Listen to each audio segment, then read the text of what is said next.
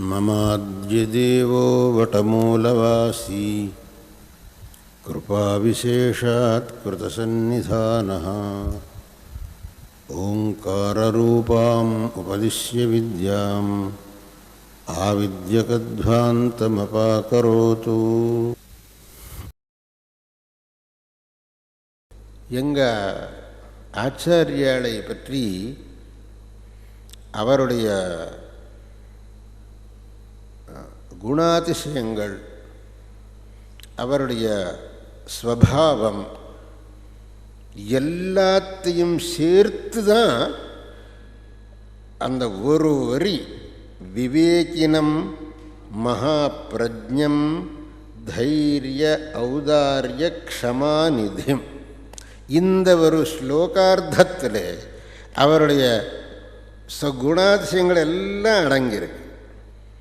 எங்கள் ஆச்சாரியால் சித்தி ஆனதுக்கு அப்புறம் இந்த ஸ்லோகம் விவேகினம் மகாபிரஜ்ஞம் தைரிய ஔதாரிய க்ஷமாநிதிம்ங்கிற ஸ்லோகம் எனக்கு பிரேரணையாக வந்துடுது.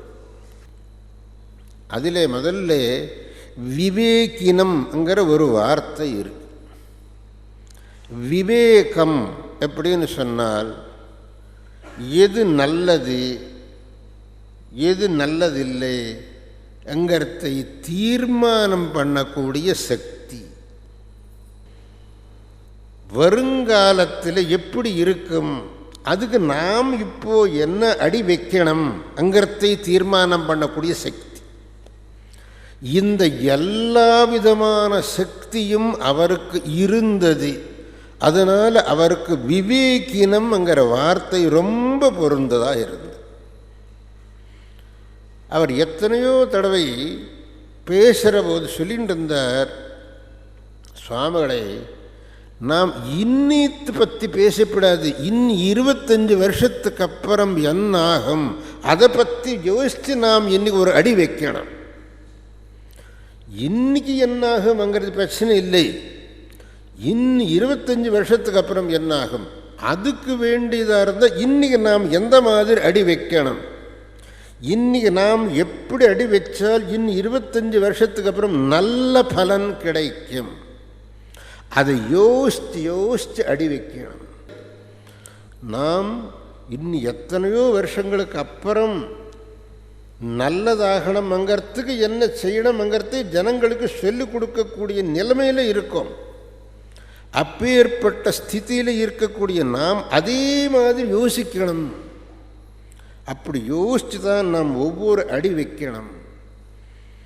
நாம் செய்யக்கூடிய ஒவ்வொரு தீர்மானம் இது எத்தனையோ பேர் மேலே ஒரு இதனுடைய பிரபாவம் வரும், இதனுடைய பிரபாவம். அதனால் நாம் ரொம்பவும் யோசித்து தீர்மானம் பண்ணணும் அப்படின்னு சொல்லிக்கிட்டு இருந்தார். அவர் மடத்தில் ஒரு 1000 தென்னை மரங்கள் வச்சு விட்டார். அதுக்கு முந்தைய மடத்தில் தென்னை மரமே கிடையாது, ஏதோ ஒரு அங்கங்கே ஒரு 10-20 இருந்தது. அவர் ஒரே ஒரு 1000 தென்னை மரம் வச்சுட்டார். அப்போ சொன்னார் அவர், சுவாமிகளை இந்த மரத்திலேருந்து வரக்கூடிய பலன் நான் அனுபவிப்பேன்ங்கிறதுக்காக நான் வைக்கலை, நான் அனுபவிக்கணுங்கிறதுக்காக நான் வைக்கலை, இன்னும் 10-20 வருஷத்துக்கு அப்புறம் யார் வருவாளோ அவன் அனுபவிக்கட்டும், அவள் க்ஷேமமாக இருக்கட்டும்ங்கிறதுக்காக நான் இந்த மரங்களை வைக்கிறேன், எனக்காக இல்லை. அப்பேற்பட்ட ஒரு உதாத்தமான ஒரு அதி உச்சமான ஸ்வபாவம் அவருக்கு இருந்தது. அதனால்தான் அவர் விவேகி என்கிற வார்த்தை அவருக்கு ரொம்ப பொருந்தும். அதே மாதிரி மகா பிரஜ்ஞம், அவருடைய பிரஜ்ஞை அபாரமானது. பிரஜ்ஞை சாஸ்திரத்திலே புத்தி, மதி, ஸ்மிருதி, பிரஜ்ஞா இந்த 4 பதங்களுக்கு அர்த்தங்கள் வெவ்வேறு இருக்குன்னு சொல்லியிருக்கு. புத்திங்கிறது புத்திஸ்தாத்காலிகி புரோக்தா அப்படின்னு சொல்லி அந்த நிமிஷத்தில் அந்த பரிஸ்திதியை தாண்டுவதற்கு என்ன ஒரு முடிவு பண்ணணுமோ அது செய்யக்கூடியது. கேவலம் அந்த நிமிஷத்துக்கு மட்டும் உபயோகமாகக்கூடியது புத்தி. மதிர் ஆகாமி கோச்சரா. மத்தின்னு சொன்னால் ரொம்ப நாளுக்கு அப்புறம் என்ன ஆகுமோ அதை பற்றி அந்நியத்தை பற்றி அவன் என்ன யோசனை பண்ணுறதே இல்லை. ஸ்மிருதிங்கிறது நடந்தத்தை எல்லாம் சொல்லக்கூடியது ஸ்மிருதி. இந்த பிரஜாங்கிறது அப்படி இல்லை. பிரஜா திரைகாலி கீமதா. இன்னியத்தையும் யோசனை பண்ணணும், நடந்தத்தையும் ஞாபகப்படுத்திக்கணும், வரக்கூடியத்தையும் யோசனை பண்ணணும். இந்த மூணும் எங்கே இருக்கோ அவன்தான் பிரஜாசாலின்னு சொல்லப்படும். அப்பேற்பட்ட பிரஜை எங்க மகா சன்னிதானத்துக்கு இருந்தது. எந்த சமயத்தில் எந்த ஒரு முடிவு எடுக்கணும்ங்கிறது அவர் ரொம்ப சரியாக முடிவெடுத்து கொண்டு இருந்தார். அப்பேற்பட்ட ஒரு பிரஜை அந்த மகானுக்கு இருந்தது. அதனால்தான் அவர் அதிலையும் மகா பிரஜை. அதுவும் பிரஜை சாதாரணமானதில்லை, மகா பிரஜை. அவர் யாத்திரை பண்ணினார். யாத்திரையிலே ஒவ்வொரு சமயத்திலே ஒவ்வொரு சந்தர்ப்பம் நேர்ந்துருந்தது. எல்லாம் ஒரு போலேயே இருக்குது. அந்த எப்போ எந்த மாதிரி ஒரு சந்தர்ப்பம் வந்தாலும் கூட அந்த சந்தர்ப்பத்தில் எந்த விதமான ஒரு சண்டை சச்சரவுக்கு அவகாசம் இல்லாதக்கு ஒரு முடிவு எடுத்துக்கொண்டிருந்தார். ஒரு சமயம் ஒரு வண்டி போயின்னு இருக்கிறச்சு ஒரு குழந்தை அந்த வண்டிக்கு அடியில் வந்துடுத்து.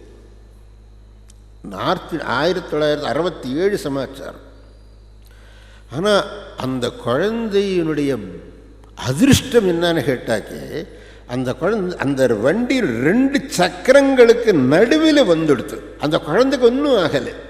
இது வேன், அது உயர்கையில் இருந்தது. அந்த 2 சக்கரம் நடுவே அந்த குழந்தை இருந்து, அந்த குழந்தைக்கு ஒன்றும் ஆகாது. அந்த வண்டி முன்னுக்கு போயிடுத்து. ஆனால் அந்த ஊருக்கார எல்லாரும் சண்டைக்கு வந்துவிட்டா.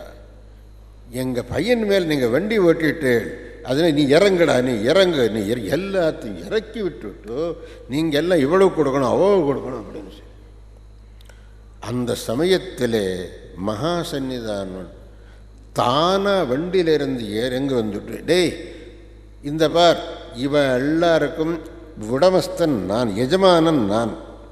நீ என்ன பண்ணுறியோ, எனக்கு என்ன வேணுமோ என்கிட்ட சொல்லு, நான் தான் இதுக்கு பொறுப்பு. உனக்கு என்ன வேணுமானாலும் என்கிட்ட சொல்லு, நான் தீர்த்திடுறேன். தாங்களா கீழே வந்துட்டு நீ என்ன பண்ணுற பண்ணுடா, நான் இவள் எல்லாருக்கும் எஜமானன். அப்போ பக்கத்து, ஏய் என்னடா நினைக்கிறீ, இவர் ஜகத்குரு சங்கராச்சாரியாடா, இவர் சாதாரண ஆள் இல்லை, ஜகத்குருவாக்கும். அப்போ எல்லாரும் ஆச்சாரியர்கள் காலில் விழுந்துட்டார். அந்த சமயத்தில் அவர் காட்டின அந்த ஒரு பிரஜை, அந்த ஒரு ஔதாரியம், அந்த ஒரு தியாகம் சரித்திரத்திலேயே மறக்க முடியாத ஒரு சன்னிவேசம். அந்த மாதிரி யாரும் பண்ண மாட்டார். அப்பேற்பட்ட ஒரு இந்த டயத்தில் இப்படி தான் நான் செய்யணும்.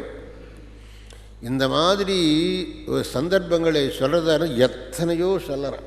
ஏன்னா நம்ம எல்லாம் பிரத்யக்ஷம் பார்த்தோம். இது எல்லாத்தையும் சேர்த்துட்டு தான் அவருக்கு மகா பிரஜம் அங்கிற ஒரு விசேஷணத்தை போட்டோம்.